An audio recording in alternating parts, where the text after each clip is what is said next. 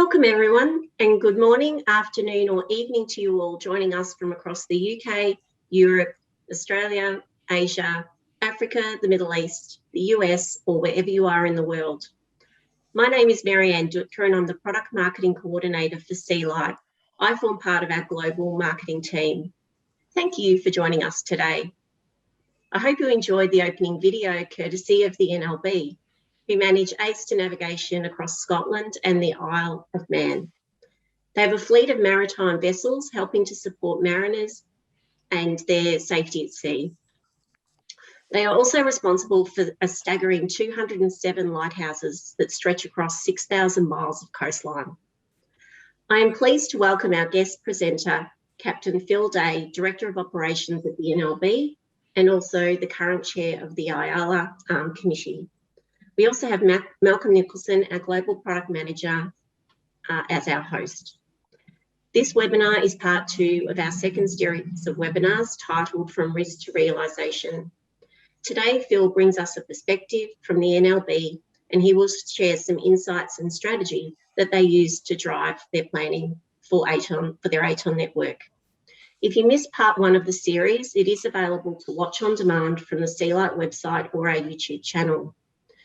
To ensure you don't miss out on future events, be sure to follow Sealite on our social channels. We post quite frequently on LinkedIn, Facebook and Twitter, so please connect with us. Before we get into the topic of today's webinar, let's just get through some housekeeping. To view the speakers today, click the View Options tab at the top of your screen. You are welcome to submit any questions using the Q&A box during the webinar. The questions will be answered at the end of the presentation. So without further ado, I now welcome Malcolm to the stage.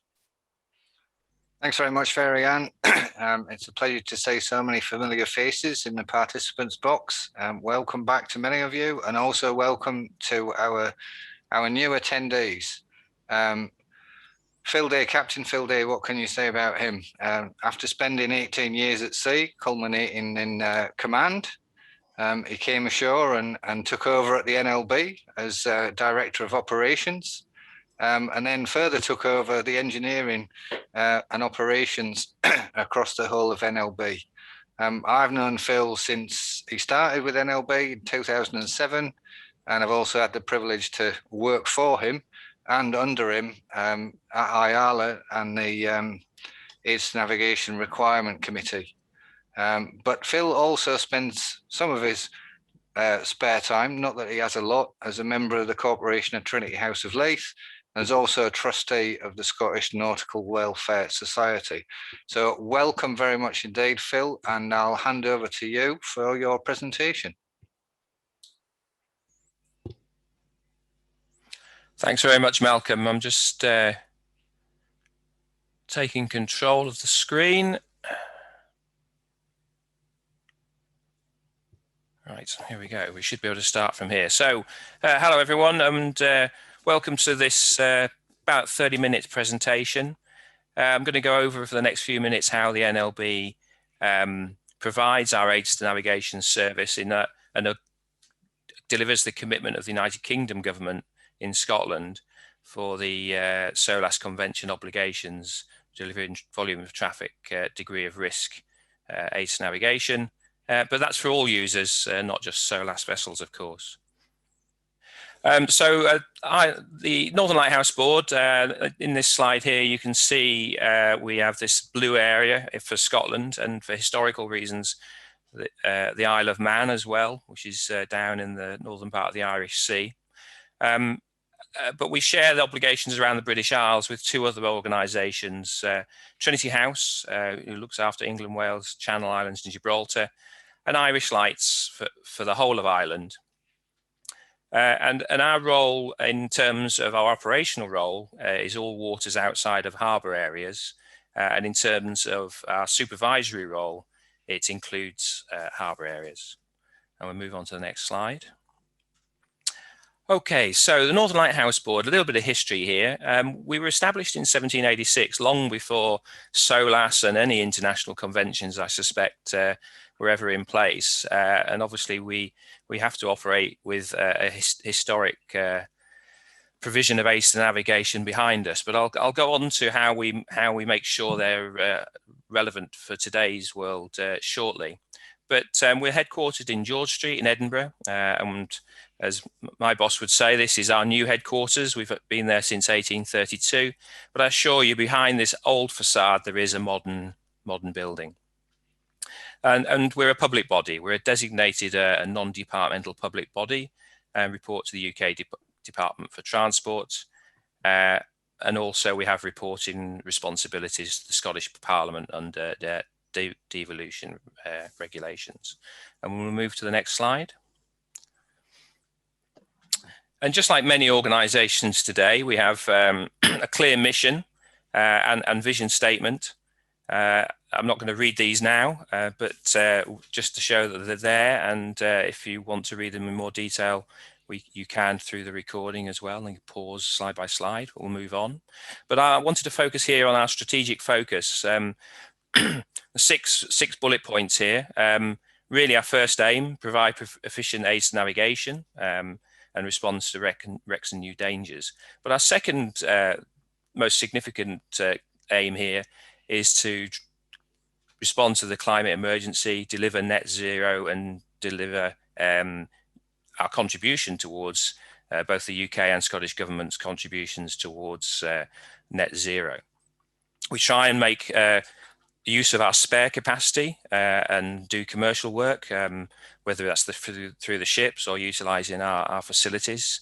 We're always trying to continuously improve. And of course, because there are 3 bodies around the British Isles, we cooperate fully with Trinity House and Irish Lights. And lastly, we're trying to make sure we spend our money well and develop and use the money we have in Scotland and the Isle of Man to the benefit of those. And we try to operate within a quality assured system. We're accredited to ISO 9001, 14001, 45001, and also from an IT perspective, 27001. And this gives us the full gambit of environmental, health and safety, quality, and as I said, IT/cyber standards that we work to. And next slide. We're funded in a particularly unusual way in that we are funded by vessels arriving in the United Kingdom. When they arrive in a UK port, a charge which is called light dues is made against their gross tonnage. And that is collected into a fund which is ring-fenced and is used solely for lighthouse and AtoN navigation provision. There's no direct funding from other UK taxpayers. And we collect around £85 million a year across the UK and Ireland. We spend about £25 million a year in Scotland, which we have to bid for, just like any other organisation, through a corporate plan. And there is a governance process for that. Next slide. And as you saw in the video, we've got some 208 lights, many of which are at the conventional and traditional towers that you saw in the video. Others, as you'll show you shortly, are of slightly different types of fixed aids to navigation, fixed lights. We have 170 statutory buoys, and as you can see, the remainder of the statistics there on the slide. We'll move on. And this image really is just to give you a little taster of the type of structures that we're looking after. We have everything from steel navigational buoys, and we've stayed largely with steel throughout, through to what we would all see as a traditional pillar rock lighthouse or a land-based lighthouse. And also we've been kindly donated other buildings of historical note that we have a light on and then have the obligation to maintain, as many of these structures are listed structures. But down in the bottom right, you will have seen the aluminium tower, which is a modern structure. We are working towards the SOLAS obligations, Chapter 5, Regulation 13, you'd all be familiar with. And in most particularly, obviously, the bullet pointed footnote regarding IALA, and we'll go to the next slide. I'm sure many of you are either IALA members or well aware of IALA, but just to remind everyone, we, along with every other ATON navigation authority, is delivering our ATON navigation against the standards, recommendations and guidelines that IALA provide.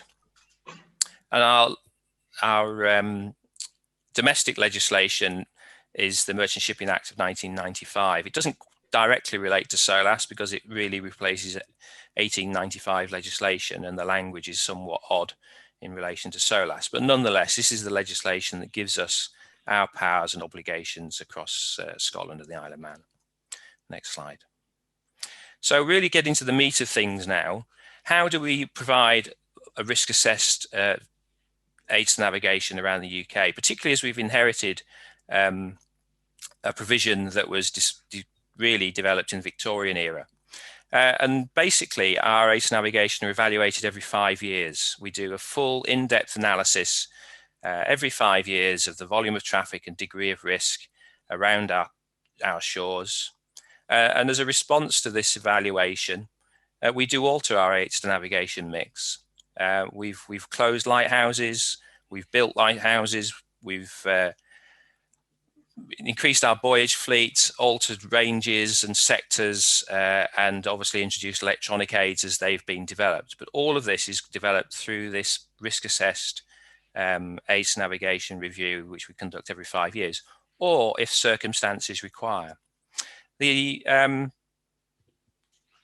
document is available on our website, and the methodology that is presented here is available in that document, and I would encourage you to go and take a look at the document on the NLB website. You'll find it if you search in there. But the key thing here is we try and make sure that not only we're doing electronic AIS traffic analysis, but that we're also reviewing incident data. We're making sure that we go and talk to people and do consultation, and that we are making any changes through a risk assessment approach. So we'll move on. And this is an example of the kind of risk assessment we conduct when we identify there may be a need to change something. Whether this is a new AtoN or alteration, we will risk assess it and record the decision, and it's a peer-reviewed decision ultimately, so that everyone is happy. We peer review Trinity Houses and Irish Lights, and they peer review ours. And this particular example, which we've now moved to the snapshot here, really only came about because of engaging with locals, consulting leisure users, local MCA response teams, local lifeboat staff, because traffic analysis didn't really show there was an issue here. But when we got dug in deeper and spoke to people, it became apparent that a lot of yachts ground on this rock that's noted here. And actually the local MCA team had been looking for it to be marked for many years, but had never really communicated that properly before. And as a consequence, we were able to deploy a small Type 2 AtoN buoy there. And now with those rocks are marked for leisure users in particular for years to come. But we would never have known that without asking for people directly. As the AIS track shows, no issues when you actually get in deeper and drill in and zoom in a bit closer. And we'll move on. Here's another example of something that we've identified through our talking to locals, talking to port authorities. This is the approaches to Fort William, which is a port in Argyll in Scotland. It's not a harbour area in this particular place, the Corran Narrows, but the Corran Narrows is a very constrained, narrow and very high tidal stream location. And it's found that many more cruise ships were visiting Fort William than in previous years, but also most importantly, they're getting bigger and bigger. The economies of scale are driving larger vessels to visit Scotland. But both the masters and the local port were asking for improvements here because the ships have to go through high tidal streams in a sweeping turn. And as a consequence of that, we've introduced 2 sector lights. Another item we've also done as a consequence of a lesion or a ferry touching the bottom is we've replaced a navigational buoy in the Sound of Harris with a beacon. And this really came out of the risk response or the risk assessment following the incident and an evaluation of what was required. And you can see the buoy that was replaced in the background and obviously the beacon in the foreground. And we'll move on. So a little bit about how we're structured and how we're organized. Across Scotland, we have 5 locations where we have staff based. Our headquarters in Edinburgh, a support base in Oban, and then 3 small lock-up type industrial units that technicians work out of to service AtoN in their local areas. And all these staff are interchangeable, we work together and collaborate together, but having this dispersed workforce really helps when it gets to resolving issues that crop up throughout the year. And we'll move on. And we're structured very much like any other corporate body, with a board, just happens to be called a board of commissioners in this case, with subcommittees and back down into a managing board, which looks after the day-to-day work, and particularly from the risk assessment perspective, the navigation committee. We'll move on. And when we get into the operational side of things, we're basically a chief exec with 2 directorates, and obviously I'm director of operations and have marine ops, navigation, etc. under my remit, with the back support services team being delivered through the Director of Business Services. And most importantly, Chief Exec taking a full role in any health and safety aspects of the organisation. So we ensure health and safety is absolutely managed from the top, and all people buy into health and safety across the organisation. We'll move on. And people are our most important asset. We can't do anything without a team of really committed individuals. So just a few examples of technicians working here, apprentices, the 2 guys in the orange boiler suits and the 2 guys under an original lens that's now in the Museum of Scotland. And also we try and make sure we're a family as well, really orientated around our staff. And there we are with the former lighthouse keepers at the 25-year commemoration of the last lighthouse being demanned. So still very much connected with former staff as well as current staff, and looking to the future with our apprentice technicians coming on board. And our vessels, it's a small fleet. Grandly, we have two vessels at the moment. The Pharos, a helicopter support vessel, capable of doing buoy work as well, but largely engaged in helicopter support, but equally able to respond to wrecks, has a hydrographic surveyor system on board, and also with the appropriate workboats, etc. for those operations. The next ship. And currently we have a second vessel, Polestar, delivered in 2000, very much a buoy tender, does the bulk of our buoy work around Scotland. Again, able to respond to wrecks, has a full hydrographic suite on board and workboat, but is also, is absolutely obsolete, unfortunately. Many components, including the main engines, are now barely supported, and we are going on to replace this with a new vessel, and we'll go to the next vessel, which is going to be Polestar as well, which hopefully will be in service in 2024. And looking at our net zero obligations, this vessel will be diesel electric hybrid, large battery capacity, able to steam and DP and stay in port on batteries for various lengths of time, but also will be much better at operating in stormier seas, as we're now experiencing through climate change. And also it has an increased bollard pull and firefighting capability, which will provide better utility for the public service in the future. And we use a contract helicopter rather than owning or operating our own aircraft. We leave that to others, but we have 2 aircraft we share between Trinity House and Irish Lights. As I say, largely operating with our ships, although they do the land-to-land transfers of technicians as well. But all the underslinging operations, groundwork, helideck teams, etc., are all NLB personnel. So all the people you can see in these photos are NLB personnel. We'll move on. And just a couple of shots here of the type of underslinging work we do. The lighthouse authorities in the UK are probably, after the military, the largest user of underslung operations in the UK and Ireland, I think. You can see the variety of materials we have to deliver for a construction or refurbishment project.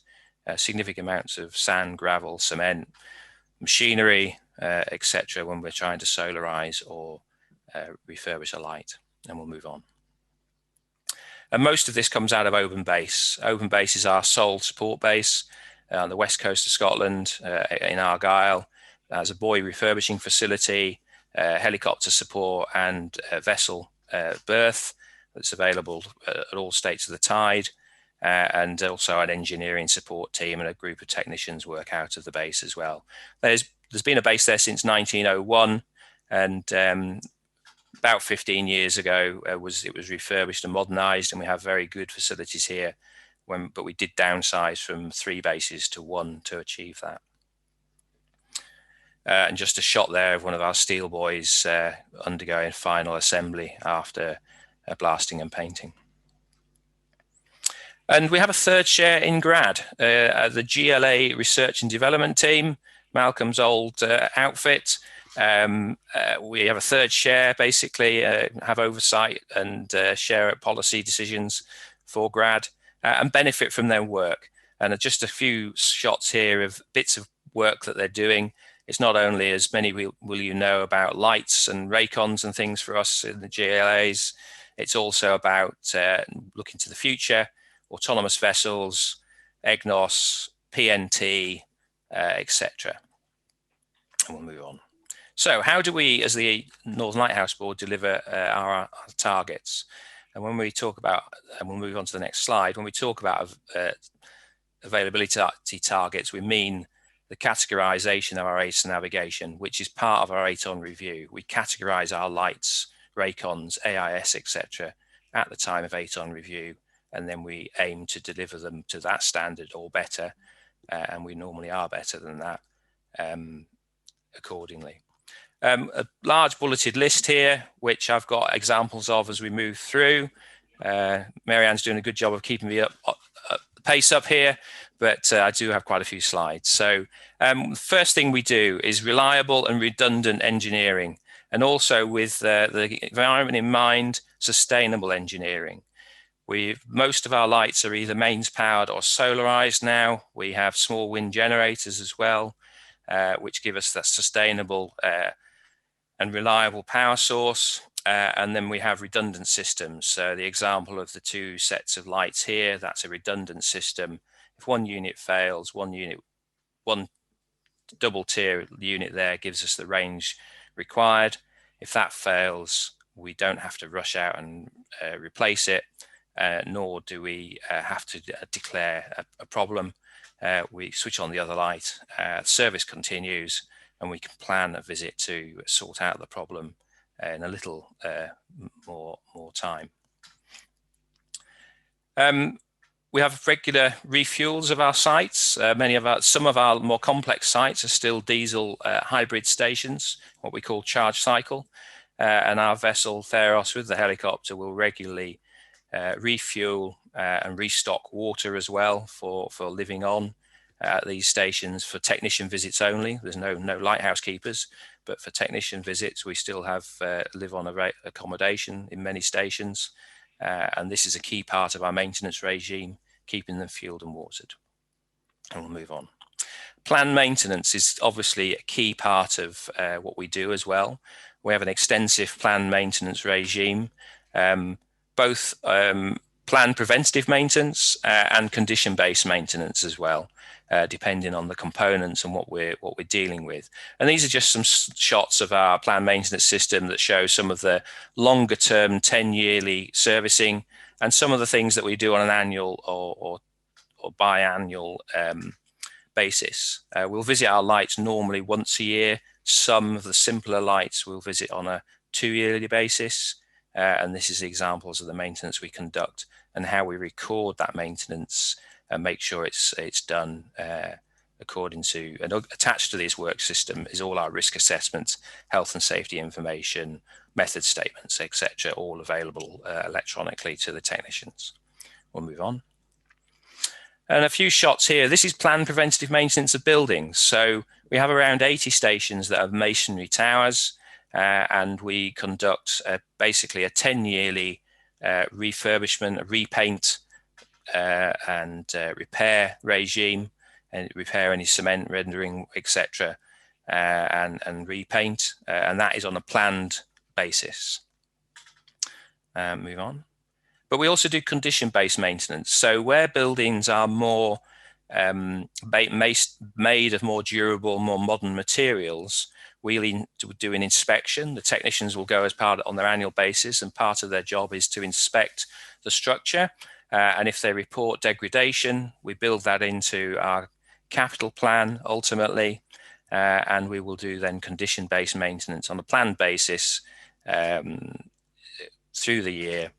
So in this case, it was replacing the doing some concrete works and minor gate works, but most importantly, replacing plexiglass glazing, which has started to degrade, to ensure that the light maintained its operational range. And civil works condition-based maintenance. This is a slip that we have responsibility for. This work will probably be done, won't be done for another 100 years. It takes a long time for these kind of locations to degrade, but when it comes round and our inspection regime detects issues, we will repair these kind of structures as well. But I say at a much longer extended frequency. And the ships do a substantial amount of our planned maintenance for all our buoys. You've seen the helicopter support work they do, but in terms of our buoy fleet, the ships will do the buoy planned maintenance. We'll visit buoys on an annual or possibly a biannual basis in some locations. We replace buoys every 8 to 10 years on a return to open basis, where they're blasted, painted, re-equipped with new batteries, and will be redeployed in another location. And obviously the ships also respond to buoy failures, so unplanned maintenance, if you like, and we'll do the deployments of new buoys, as well as the lighthouse support work we've already seen. We'll move on. And just an example here of the hydrographic work we do. So how's that maintenance? Well, some of the work we do is based on surveying drifting or shifting sandbanks. Some areas in Scottish waters and many more in English waters move around, and part of that 5-yearly AtoN risk analysis is routine hydrographic survey.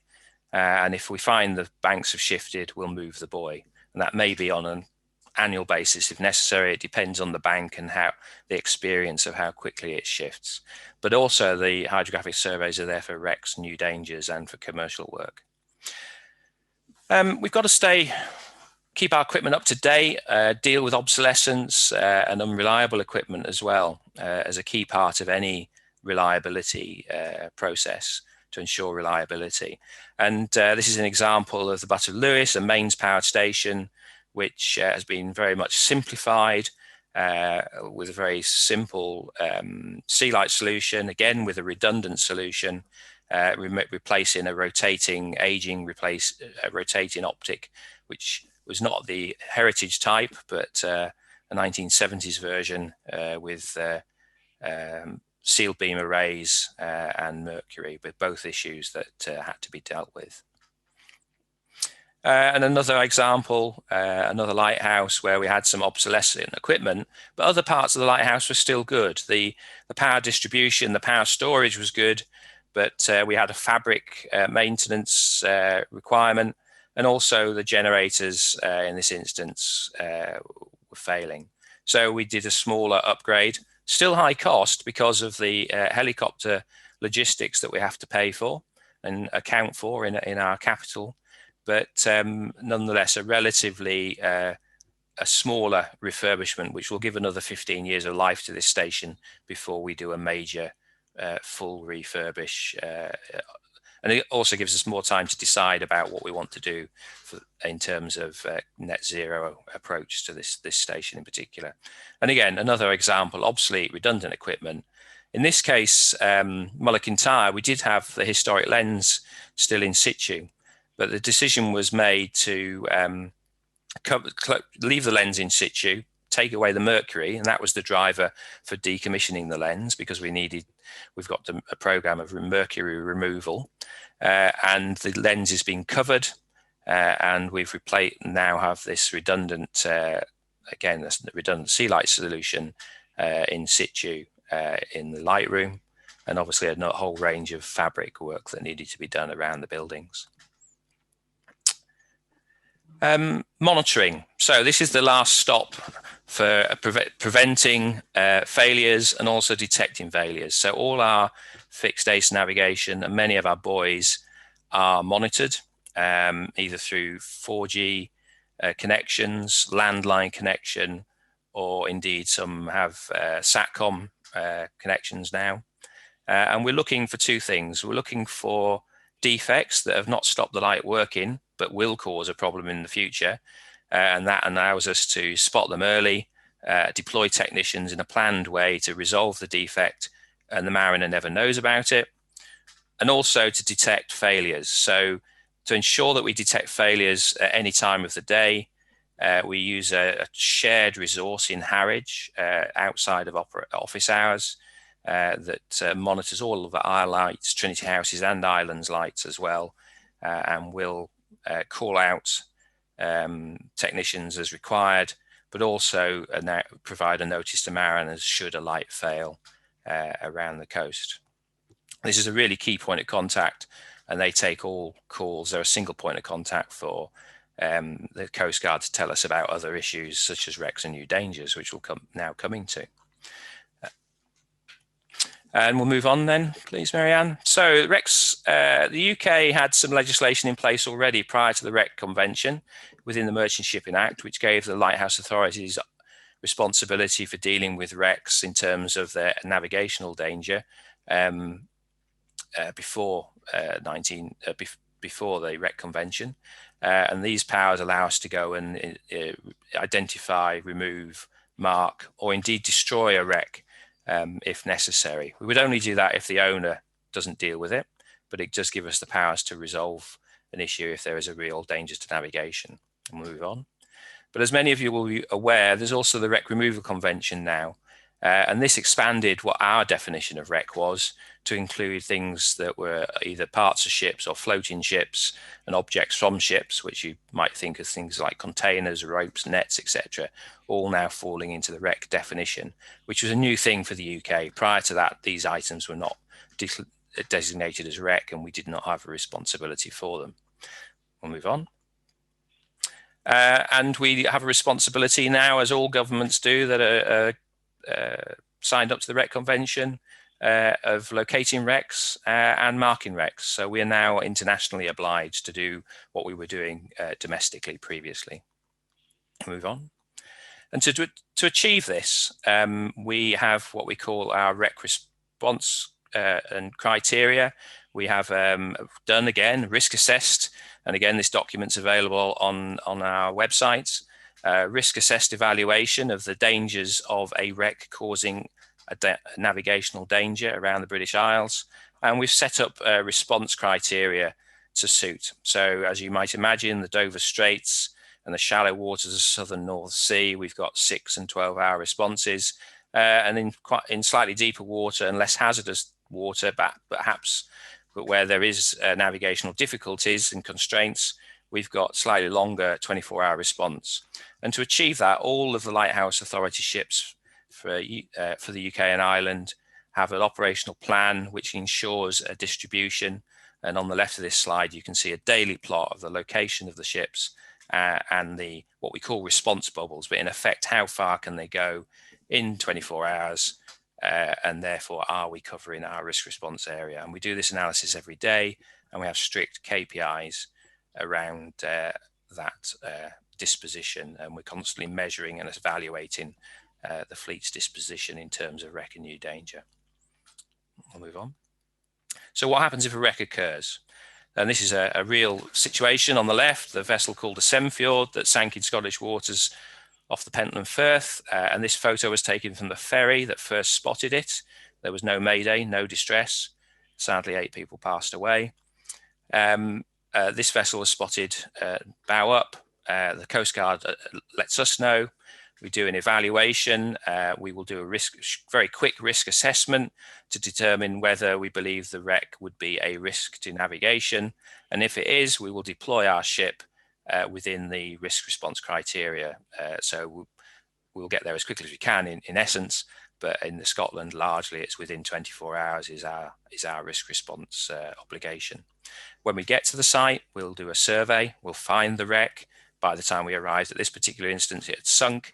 We found the wreck, and then we will decide through a discussion between the ship and the shore whether we need to mark the wreck, and if so, the vessel will mark the wreck and, if necessary, guard the wreck. And we're just coming on to 2 or 3 examples now. First example is actually in English waters, but it's a really good example of our analysis that we do to decide whether to deploy a ship.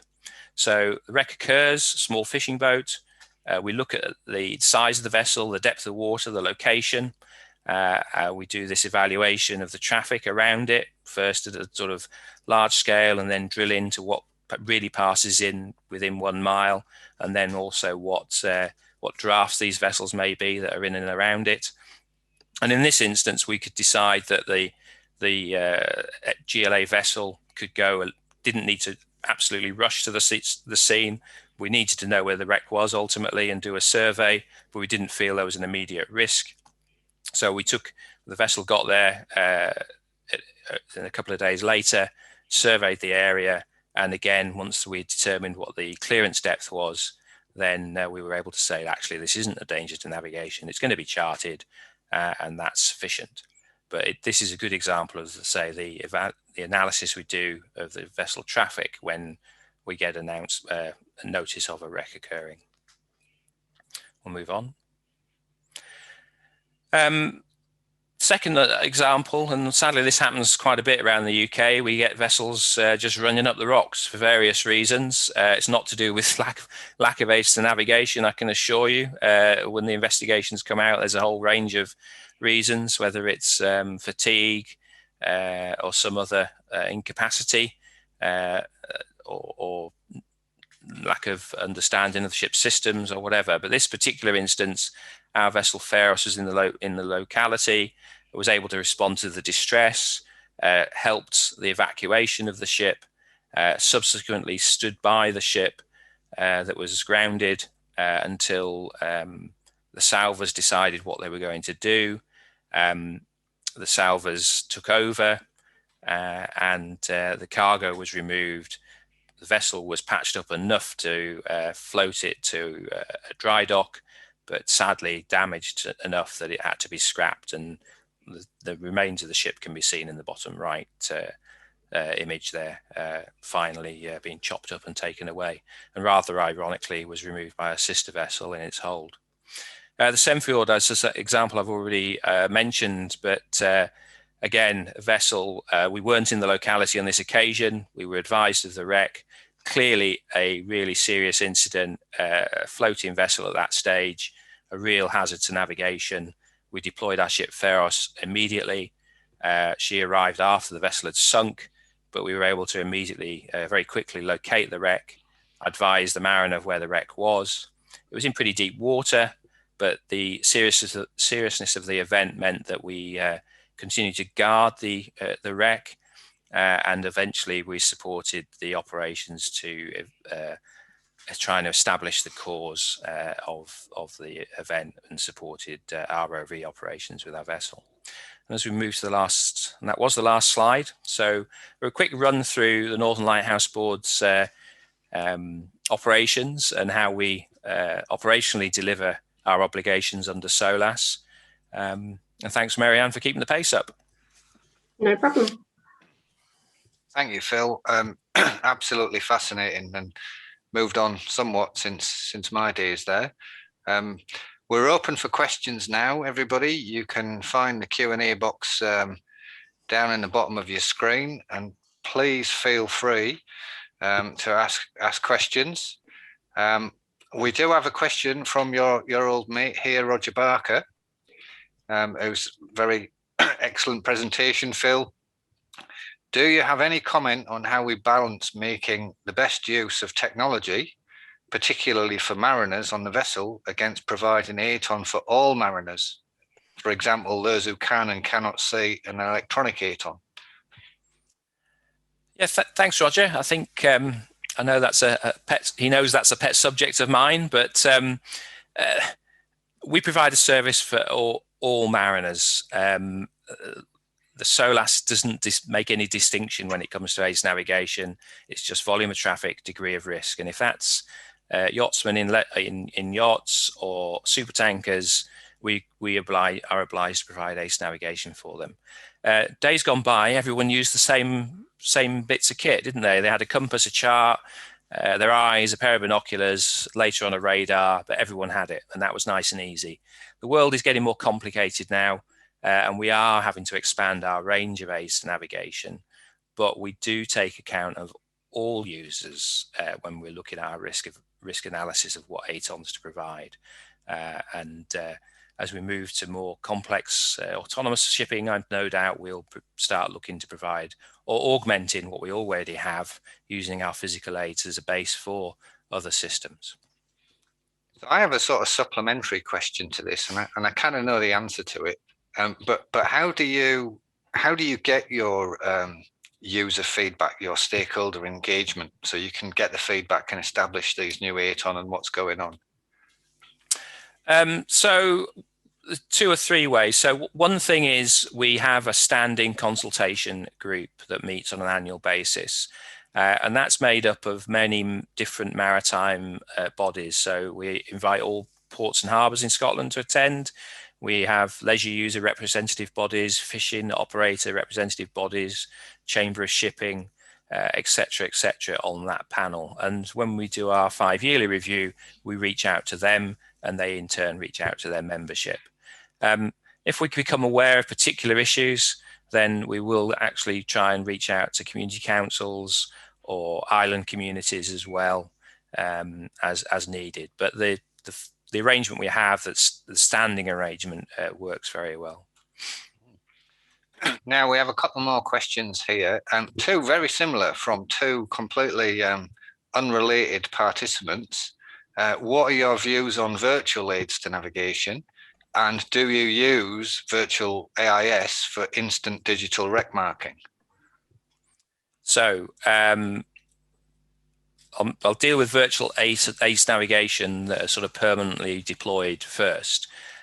We do use virtual ACE navigation. We have virtual ACE navigation deployed in 3 locations at the moment that were always seen as hazards, but they were really, really difficult places to mark. They sea pinnacles, basically, well charted, but as the world gets busier and the seas get more crowded, we wanted to mark them with something, but the physical aids just don't survive there. So we've marked 3 locations like that with virtual AtoN, with redundant virtual AtoN. We've also decided to remove a buoy that we have at one of these pinnacles, which is, we've lost more buoys there than we've lost anywhere else across the estate over the years. It continues to be a problem if the buoy fails to get there and repair it because of the ongoing swell conditions. So we've decided again to replace that with a virtual AIS, which has got redundancy built in, i.e. transmitting from the 3 locations. In terms of wreck marking, the Maritime Coast Guard Agency system can deploy virtual AIS around the British Isles. We've been struggling organisationally to get an agreement to manage that. That's near to completion now, but also we're looking to have our own units deployed in areas of higher risk to provide virtual AIS. So at the moment it's not quite there, but we're getting close. Now we have one question and one comment. The comment is from your good friend Juan Francisco Ribio, who says an excellent presentation and good to hear your voice. And we have a question, which before we started, I did say that this would come up. What's your opinion on the role of physical AtoN with the future of autonomous vessels? Do you still see a future, a long-term future for buoys and lights? Well, as I've said earlier, the world's getting more complex. I personally, and this is a personal view, don't see autonomous vessels replacing everything. There will just be a more complicated mix of vessels at sea. Leisure users will still be at sea for leisure. Passengers will still be on passenger ships for leisure. And some ports will not be equipped for many, many years to receive autonomous ships. So we're going to see a mixture of vessels in the future, and we will continue to provide ACE navigation based on that mix of vessels. I've no doubt that there will be enhancements required and additions for fully autonomous vessels, but also they have got to work in the real world. They've got to be able to work amongst that complex array of vessels, and they will need, or ultimately, sensors that can detect what's out there in the real world. And I've no doubt they will be able to detect aids to navigation as much as they can detect other ships as well. I think we've got time for one more question, and then I'll take the opportunity to introduce the next speaker. Slightly, well, it's not off topic, but a different topic. Don't want to put you on the spot. I'm sure you've got a pretty good idea. How many lighthouses have you converted to LED technology, and what have you noticed in terms of maintenance and running cost reduction with those sites that you've done? As a percentage, well, all our buoys are LED, and I would say a good 80% probably of our lights are now LED. They've made a big difference in our mains powered sites, where they replaced very power hungry systems, and we've cut our electricity bills dramatically. There has been user comment on replacing them with LED when we've replaced a rotating optic with a flashing light. And as we all know, white LED is a bluer, brighter light, and that has drawn some comment from local users. Not quite, as I say, users. I actually probably mean the local community, not necessarily the mariner. Yeah. Cost-wise, though, there is a downside, and if it fails, you end up having to replace the whole unit rather than turning up with a light bulb in your back pocket. And that, I think, is something, as we've now had LEDs on site for a decade or more, we're starting to discover what happens if a unit will, ultimately does fail. That is an issue for us that we're having to start to grapple with. What spares do we need? We have to have a whole unit as a spare in the store. As you've seen, many of our places are already using the same type of light, and that means we can have a small number of spares rather than unique spares. But in case of sector light, we have to really think about what we do in terms of spares and having a sector light replacement available if it's not repairable. So that's probably an issue that I think actually the industry as well as the lighthouse authorities has to think about. Yeah, very much so. Very much so.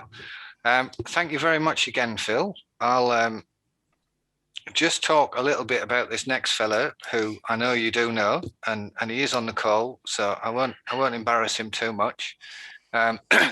But we now move a bit closer to home for me in our next webinar, which will be in about 3 weeks' time, the 8th of July, where we will be welcoming Mahesh Alamchindani of the Australian Maritime Safety Authority. Mahesh is a first-class mariner, master mariner, served on vessels all across the world for 15 odd years. He's got an MBA as well. What else can he do? He's been with AMSA for 25 years, although he did have a brief stint for 4 years as 2 years as the IALA technical manager, where I got to know him quite a bit better.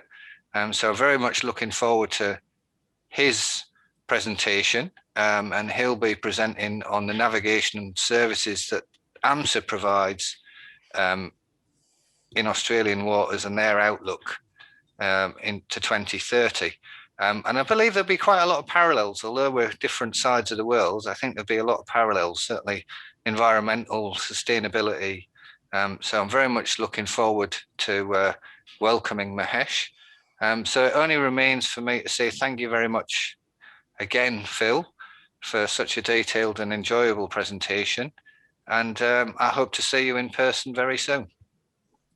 Thanks, Malcolm. Thank you very much to everybody. If you don't mind, if you can spend 60 seconds after we finish, that would be greatly appreciated to give us a bit of feedback. And hopefully we'll see you all again soon. Thank you very much. Thanks, Phil.